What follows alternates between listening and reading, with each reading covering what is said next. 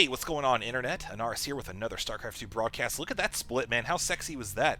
Let's actually get straight to the players. We have myself spawning as Problem Sir, the purple Protoss, down in the bottom left position. My teammate for this matchup is going to be Husky Starcraft, playing under the name Huskies as the teal Protoss. Our two opponents will be Muffin Chunks, spawning as the blue Zerg, and Adamantium as the red Zerg. And I don't know why, but when he said GLHF mateys, that just really made me laugh. That put me in a good mood, which was kind of funny considering the fact that going into this match, we knew we were facing off against double Zerg. And I told Husky, you know what? FML, we're going to get double six pulled. So there was a little bit of laughter. We pretty much agreed, and we were just like, you know what? Let's just wall off as soon as possible. And this is pretty standard when you're facing off against two Zerg. Now, this map is one of the newer maps in the team ladder rotation. It does have one expansion pretty close to a base, and one that's a little bit harder to defend. I say that because, you see, it is farther away. Not just that, but it is on the low ground, and there is a second ramp leading into it. Fortunately, there is a set of destructible rocks. There are 4 watchtowers littered around the map as well, which the 2 outlying ones are blocked off by more rocks. These, of course, are just blocked off by little vision blockers. Nothing too exciting there. So here we go now. Husky decided to go ahead and send up the first scout. And we see already that Muffin Chunks is just so angry, man. He's like, you know what? I'm not going to have you scouting in my base. Ugh, I am from the mountains of the north. And then he drops a spawning pool and goes back to his normal voice, opting for a pool extractor build. We see up here that Adamantium is going the exact same thing, actually. Now, dropping the gas around the same time as the pool is going to give him a little bit extra minerals. So we're probably not going to see these Zerglings be too aggressive in the very beginning. Most likely going to be seeing an expansion from both of them, as, again, Zerglings without speed, you don't want to extend them out too far across the map unless you're really committing to just some ridiculously early attack. Now, Adamantium has decided to drop his drone on my extractor, basically denying me that extra gas that I so want. Going into this, I plan to do some kind of... I plan to do some kind of maybe 3-gate expand. Pretty safe way to go when you got it going up against like double Zerg. Go a lot of sentries in the early game. Kind of scout out and adjust your build as necessary.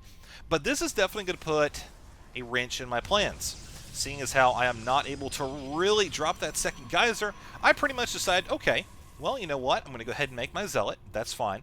This is open. We haven't seen a lot from the Zerg players up here. We know what they're doing. And, of course, we do have Muffin Chunks over here trying to harass my probe line. I do bring off a probe occasionally to keep that drone away. You see, it's actually really low. And I see the Zealot just kind of popping out over there, and I tell it to actually go attack. And I figured sending it to attack right here, it would actually head over directly to that extractor, but no, it does not. So I am going to start taking that down. Meanwhile, Husky's down here. He has decided just to go for some kind of air build. And we see over here that he is delaying his warp gate technology, trying to get up as much gas as possible. He does have one stalker that he wants to have pretty much just to be able to fire in front of that Zealot as well as pop off any overlords. But we see he's going to be saturating that in the second geyser in just a second. Back up here to Muffin Chunks, we see both of the players have opted for their expansions. Again, this is pretty typical. We kind of expected this with the way they were building.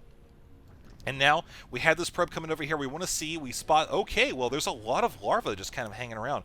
What could he be waiting on? Most likely we thought that was going to be an overlord because we kind of expected, okay, well, if you got a whole lot of larvae in one egg, well, most likely at this level of play, you're going to have somebody who got himself supply blocked. This was not the case, however. Speaking of supply block, let's actually take a quick look at the income real quick. We see 2117, 2227 for the workers. And as far as APM is concerned, we're all pretty low right now. I mean, I really, at this stage of the game, I don't spam my APM really that much. Huskies, once he gets into the actual game itself, he doesn't really focus on spamming it too much either. And our players up here, Adamantium and Muffin Chunks, don't really, they don't have a lot to spam it on. It's pretty much as long as they make sure they catch their injections, then they should be good to go. But now we have a lot of Zerglings coming down here. I think this is what Muffin Chunks is actually focusing on, as we do have that speed now kicking into high gear. My probe does manage to spot that a second before it actually comes. And we see that Zealot is actually running around trying to catch these Zerglings. Huskies does lose the first Zealot. Oh man, but he does have that Stalker able to reinforce rather quickly. Now Muffin Chunks saw that probe, decides to come down and investigate, like, what's going on here, man? What's the expansions? And notice how we have here, he is actually double expanded. So this is going to be a rather risky move for him. Now, as far as my gas, You see, I have capped it now, and I have gone ahead and built my 2 additional gateways, and I'm dropping down a Twilight Council as well as a forge. We see right there. And I want to go ahead and get +1 weapons, and I also want to go ahead and save up my gas for a little while, so you're going to see me probably not spend too much more of that. And I want to get a Dark Shrine. Now, reason being, if we scout out right here, we see we haven't done a lot of scouting. We haven't seen much of anything up here. So I want to get the Dark Shrine in combination with his Stargate play, so that way we kind of force our opponents to go down 2 different tech paths. If they go for just straight up macro and, you know, saturate whatever expansions they've got, we will most likely kill them either with the air or the DTs. Or, you know, if we can focus them to shift a majority of their gas to fight off against, say, the air, then, you know, they probably won't have as much in the way of detection. So we'll see how this goes, as we do have 4 Phoenix getting ready to head out. Huskies wants to come over here and basically scout out and see if he can get some of that information for us now that we are looking a little bit better with our bases. And here's a red expansion coming as well. So these guys are just being super ballsy. Husky with a nice mineral line harassment, knocking out quite a few drones before being forced to run away by this 1 queen. But even though running away, he will be able to scout out. Evolution Chamber is just dropping down here, so he knows most likely Muffin Chunks will not have a lot in the way of anti-air spore crawlers and the like. Also, upgrades will be sort of lacking. We see here my weapons 1 is on the way, and Huskies continues on with working on the Overlord, spots that spore crawler right there. We also see a second one morphing in, I think a third one as well. This guy is just super all about the defense against the air. Of course, I believe they actually spotted that when they attacked down here. No, they did not. Wow, they didn't actually spot that. Very impressive indeed. So now, you know, Huskies has pretty much just said, okay, they've got a lot of expansions. Well, what do we have? We've pretty much just played turtled up on a base or 2 now, because we wanted to build up, get our tech going, and then pretty much just go with a double 1 base play. And that's exactly what we're doing now. We see here, we're moving out. I've gone very Zealot heavy. Again, this is because I've dedicated a lot of my gas to getting Dark Templar and the like. And Huskies, of course, has dedicated most of his to getting a mixture of some Gateway forces, as well as very heavy focused air. So we're going to move out here, and we figure, okay, we're going to be in a pretty good spot because we have a lot of Zealots. They're going to be able to counter the Zerglings, which Huskies saw was pretty much what they had for the most part, except for a few Queens. Couple roaches there as well. We see a few spine crawlers going down, and here comes a few stalkers getting ready to start off the engagement. We see Zerglings try to come around, come from the backside, but force fields have been placed there. Combination of myself and Huskies dropping those, lifting up all the queens. There is now no anti-air in the field. All of these zealots are basically just able to focus down the Zerglings through. They're running through a choke point there. And we see also Dark Templar in the mix, one of which is actually continuing to chase directly into this expansion. We come up here, we see, okay, there's a lot of anti-air. I think over here, yeah, I did send 1 Dark Templar to this expansion, pretty much just looking to harass. I don't think there's any more over here, though. Nope, a couple of Zerglings working on those rocks, however. And Huskies is continuing to just obliterate the ground forces while I move in and take out this expansion. Again, this is just a pretty straightforward example of the Zerg players overextending themselves a little bit. Us, with a 1 base play, we're going to have a superior army, and that's pretty much just how it goes.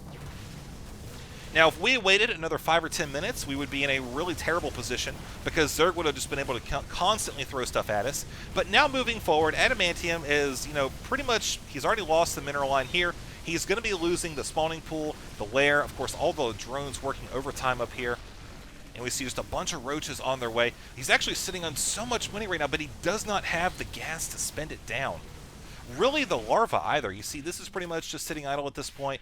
I think they're just kind of thinking, oh, well, you know what, that's pretty much it. We do have a few additional stalkers coming up here reinforcing for Huskies. And we're just sitting on 1 base still. I mean, we figured we have such an advantage right now that we really don't need to focus too much on expanding. We know that none of these expansions are really going to be any serious threat if we continue to be very aggressive and dedicating all of our money to this pressure.